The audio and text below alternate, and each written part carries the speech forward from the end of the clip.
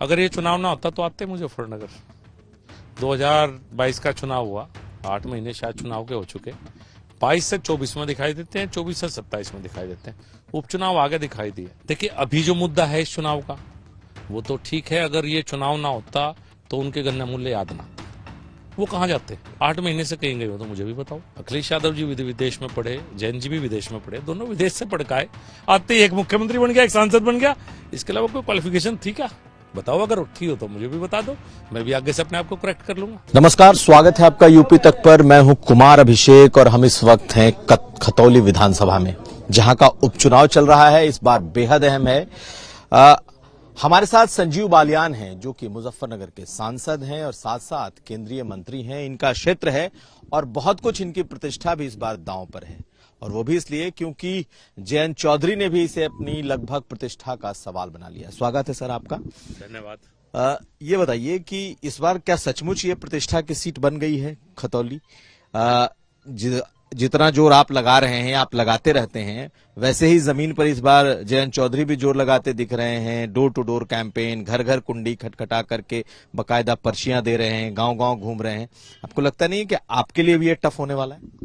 देखिए, पहली बात तो चूंकि इस चुनाव से सरकार बननी और बिगड़नी नहीं है, तो इसलिए आप वाकई कह सकते हैं प्रतिष्ठा का चुनाव है। चूंकि मेरे लोकसभा क्षेत्र में तो मेरी प्रतिष्ठा तो मैं स्वीकार करता हूं कि दांव पे।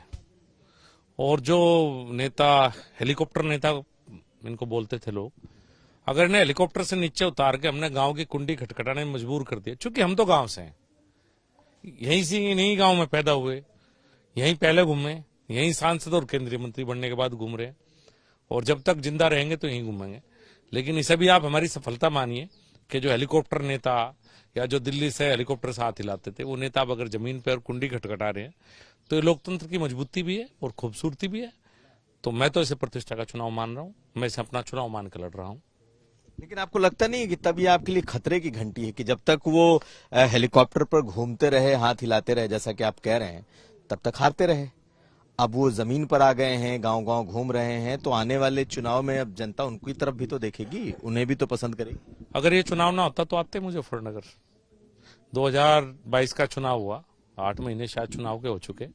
22 से 24 में दिखाई देते हैं, 24 से 27 में दिखाई देते हैं। उपचुनाव आगे दिखाई दिए, तो लोगों को ये भी तो लगता है कि नहीं भाई, उसके बाद भी तो नेता की आवश्यकता है, उसके बाद भी तो कभी दिखाई देना चाहिए। तो लोगों को शायद ये भरोसा भारतीय जनता पार्टी के कार्यकर्ताओं पे या मेरे जैसे जो आम कार्यकर्ता उन पे तो होगा। जो बड़े नेता हैं, जो जो खानदानी नेता आप कह सकते हैं, खानदानी नेताओं पे भरोसा लोगों को कम है, क्योंकि इनका रिकॉर्ड ऐसा ही है कि चुनाव के समय में आते हैं और चुनाव के बाद कभी दिखाई नहीं देते। तो जाट कहाँ जा रहा है? वैसे तो तमाम जातियों के वोट हैं, लेकिन चूंकि आप एक आइकॉन है इस इलाके में, वैसे ही जब जाट राजनीति की बात आती है तो जयंत चौधरी की भी बात आती है। आपको क्या लगता है कि आप सर्व समाज के साथ साथ जाट समाज भी आपके साथ इस बार जुड़ा है पूरी तरीके से, या फिर जयंत चौधरी का भी असर है? देखिए, हर चुनाव टफ होता है, मैं चुनाव को टफ मान के लड़ता हूँ, और सब अपना काम करते हैं। सभी, किसी एक जाति से कोई राजनीतिक परिणाम कभी नहीं आ सकता। ये सर्व समाज है, जो कोई एक जाति से कोई गांव का प्रधान भी नहीं बन सकता, विधायक और सांसद तो बड़ी बात है। तो सर्व समाज को साथ लेकर चलना होता है। जहां तक जाट की बात आपने कही, तो रिकॉर्ड बताएगा, शायद मुझे लगता है एक आधा तो मैं कह नहीं सकता, 33 गांव हैं जिनमें इस समाज के लोग रहते हैं। हम और आप चुनाव के बाद भी मिलेंगे, पार्लियामेंट का सेशन चल रहा है, 2-3 गांव की तो कहता नहीं, मेजोरिटी गांव में भारतीय जनता पार्टी निश्चित रूप से जीतेगी, बिल्कुल निश्चित रूप से।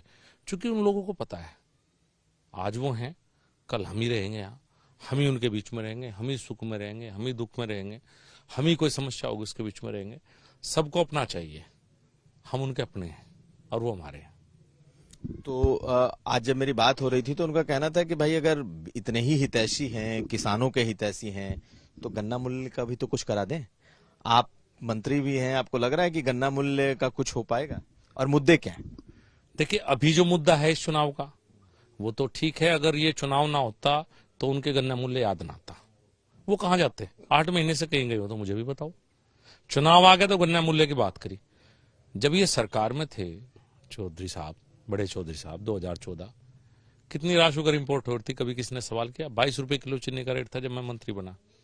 इसी उत्तर प्रदेश का 10,000 करोड़ से गन्ना किसानों का ज्यादा बकाया था, केंद्र सरकार में मंत्री थे, प्रदेश सरकारों में भी ये रहे। ये कहना बड़ा आसान है किसान के लिए क्या किया, इनमें से कोई ऐसा नहीं है।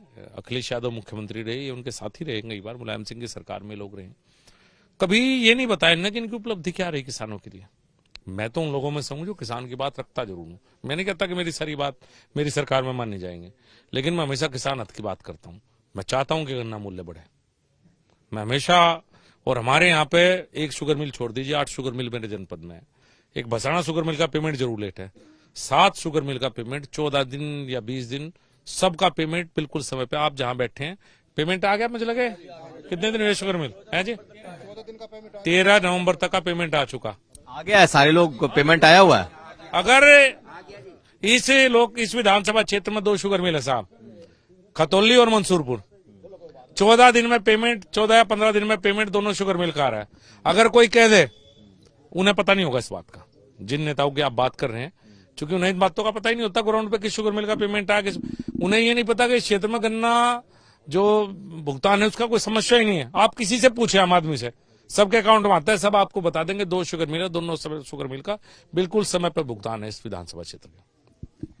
एक और बड़ी बात वो ये है कि इस बार चंद्रशेखर रावण वो भी लगातार घूम रहे हैं। जो कॉम्बिनेशन था कि भाई जो दलित है वो अभी उस गठबंधन के साथ नहीं था, लेकिन चंद्रशेखर की भी सभाएं हो रही हैं। आज उन्होंने हमारे इंटरव्यू में कहा भी कि अब जो चंद्रशेखर हैं वो बकायदा हमारे गठबंधन के हिस्सा भी हैं, महागठबंधन में, औपचारिक तौर पर नहीं लेकिन अब हैं, अब आगे भी रहेंगे। आपको लगता है कि जो दलितों का वोट है, जो दलित हैं, उसे साधने की जो उनकी कोशिश है वो रंग लाएगी, या फिर दलित समाज पहले से ही आपके साथ? देखिए, दलित में भी मैं वही बात कहूंगा, मैं सांसद के रूप में उनके बीच में हमेशा रहता हूँ। कम वोट मिली मुझे या ज्यादा वोट मिली वो एक अलग बात है, लेकिन मैं लगातार उनके बीच में हूँ। उन्हें पता है कि यहाँ ज्यादातर जो एससी समाज है वो बहुजन समाजवादी पार्टी को वोट देता है हमेशा से। आप पिछली बार का वोटर रहा है, चंद्रशेखर जी की भी पार्टी ने चुनाव लड़ा था, शायद पता नहीं 800 या 1000 वोट मिली होंगे इस विधानसभा क्षेत्र में। बहुजन समाजवादी पार्टी को उम्मीदवार को जरूर यहाँ 32,000 वोट मिली थी 2022 में। तो ट्रेडिशनली वो बसपा की तरफ ज्यादा रहे, भारतीय जनता पार्टी को भी वोट देते रहे। अब जब बसपा नहीं है तब कहां जाएंगे? भारतीय जनता, अगर बसपा के बाद किसी को वोट इस समाज ने कभी दिया है तो भारतीय जनता पार्टी को दिया। हमें हर चुनाव में चाहे कि कितने % मिलो, लेकिन एक सेक्शन एससी समाज का हमेशा भारतीय जनता पार्टी को मिलता रहा है। और अब चूंकि बहुजन समाजवादी पार्टी का उम्मीदवार है नहीं, तो कुछ तो हमारे साथ पहले ही थे, तो जो नहीं है वो मुझे पूरी उम्मीद है कि भारतीय जनता पार्टी के साथ आएंगे। और यही वजह है कि चंद्रशेखर को लेकर के चौधरी साहब घूम रहे हैं। देखिए, लोकतंत्र में सबको अधिकार है, चंद्रशेखर जी को भी किसी को समर्थन देने का पूरा अधिकार है। मैं इसमें कहीं सवाल नहीं उठा सकता, वो अपनी पूरी मेहनत करें, मेरी शुभकामनाएं उनके साथ है, मैं अपना काम करता हूं। लोकतंत्र में सबका अधिकार है साहब, वो कहीं भी समर्थन दे सकते हैं, लेकिन समाज के ऊपर मुझे भरोसा है, चूंकि बसपा नहीं है तो 100% वोट इस बार भारतीय जनता पार्टी को मिलेगा। अब अखिलेश जी यहाँ चुनाव में नहीं आ रहे हैं, जो अभी तक की जानकारी है, ना ही जो मेरी बात हुई है उसके हिसाब से ऐसा लग रहा है कि जयंत जी मैनपुरी जा रहे हैं। आपको लग रहा है कुछ ऐसा है, इसकी कोई वजह? उन दोनों से मेरी कोई बातचीत होती नहीं कभी भाई, ना तो उससे होती और ना इससे होती। एक्चुअली ये बड़े नेता हैं दोस्त। अब हमारे तो क्या है कि गांव से चले, इन्हें विरासत में मिली है। चौचन सिंह की विचारधारा को हम सब लोग भी मानते हैं, क्रॉस कास्ट, आप पश्चिम उत्तर प्रदेश में, तो राजनीतिक विचारधारा तो हम भी मानते हैं, लेकिन इनके पास तो एक ही नाम है। इसके अलावा अगर इनके काम पूछोगे आप, अखिलेश बात करेगा मुलायम सिंह जी की, वो जमीन से उठ के चले थे, और हमारे दूसरे नेता बात करेंगे चौचरण सिंह की। अब चौचरण सिंह वे तो विरासत का खा रहे हैं, कर्म का नहीं, बड़े परिवार में पैदा होने का। अब ये लोकतंत्र में होता रहा है कि बड़े परिवारों को कुछ लोग सपोर्ट करते रहे, वरना इनके अपने काम पूछो और आपने आज तक क्या किया जनता के लिए, तो सब क्लियर हो जाएंगे। हम तो जमीन से उठ के चले हैं, जनता का आशीर्वाद रहा है। लगता है दोनों चूंकि बड़े नेता पुत्र हैं, बड़े परिवार से हैं, इसलिए इनकी पूछ मात्र है। इसके अलावा क्या क्वालिफिकेशन है? कोई व्यक्ति विदेश में पैदा हुआ हो, बाहर पढ़ा हो, एकदम साथ सांसद बन जाएगा? बनवा दोगे आप किसी को? बताइए आप, यहाँ इतने लोग हैं, कोई बन सकता है उसके अलावा सांसद? अखिलेश यादव जी विदेश में पढ़े, जैन जी भी विदेश में पढ़े, दोनों विदेश से पढ़ के आए, आते ही एक मुख्यमंत्री बन गया, एक सांसद बन गया। इसके अलावा कोई क्वालिफिकेशन थी क्या? बताओ, अगर थी हो तो मुझे भी बता दो, मैं भी आगे से अपने आप को करेक्ट कर लूंगा। तो जनता इन सब चीजों को बहुत महीनी से देखती है, बहुत नजदीकी से। देखिए आप खुद बताइए भाई, विदेश से आप आते हो और सीधे सांसद और मुख्यमंत्री बन जाते हो, तो ये परिवारवाद के अलावा क्या है? हमारे जैसे लोग जो गांव से निकले लोग हैं, भारतीय जनता पार्टी में तो निकल सकते हैं, दूसरी पार्टियों में तो बड़े बाप के बेटों का ही सबका राज है, उन्हीं के घर की दुकानें हैं, उस दुकानों में सामान अपने हिसाब से बेचते हैं वे लोग। तो मैं तो इन्हें यही कहूंगा।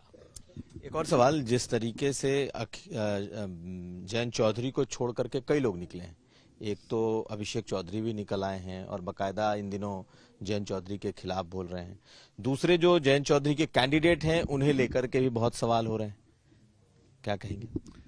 देखिए यशवीर सिंह जी कल शामिल हुए हैं, 2 बार चुनाव भी लड़े हैं, उनके क्षेत्रीय संगठन मंत्री शायद थे, और भी बहुत लोग कल छोड़ कर आए हैं, अभिषेक भाई भी पहले आए हैं।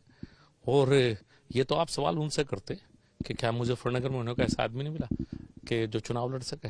क्या इतनी क्वालिफिकेशन भी मुजफ्फरनगर लोकदल या समाजवादी पार्टी के नेताओं में नहीं है कि वो खतौली विधानसभा का चुनाव लड़ सके? इतना तो है। अगर कोई लोकल होता तो हम प्यार से चुनाव लड़ते, कोई जीतता कोई हारता। अब बाहर से एक ऐसा उम्मीदवार लेकर आए कि जिनकी ख्याति किस चीज के बारे में, अगर आपने उस उम्मीदवार का नाम सुना हो तो किस परिप्रेक्ष्य में सुना होगा? सबको पता है अखबारों में उसका नाम, कोई राजनीति के मामलों में तो आया नहीं। आप किससे पूछ लीजिए कि नाम क्यों सुनते आए? ऐसे व्यक्ति को लाना, हम अपराध पीड़ित रहे हैं पहले कि मुजफ्फरनगर को क्राइम कैपिटल कहा जाता था। आज आप घूमिए कहीं अपराध की बात नहीं होती, अपराधी भाग्य छोड़ के, कुछ जेल में, कुछ ऊपर, कुछ बाहर। तो अब यहाँ की जनता इन मामलों में बड़ा सेंसिटिव है। हम वो दौर दोबारा नहीं देखना चाहते जिस दौर में इस तरह के लोग थे। तो ये तो जवाब उनसे मांगा जाना चाहिए, और ये जवाब तो समाजवादी पार्टी और लोकदल के स्थानीय नेताओं को सभी आप पूछिए कि भाई क्या इस लायक भी नहीं थे तुम कि तुम्हें खतौली का उपचुनाव लड़वा दिया जाए?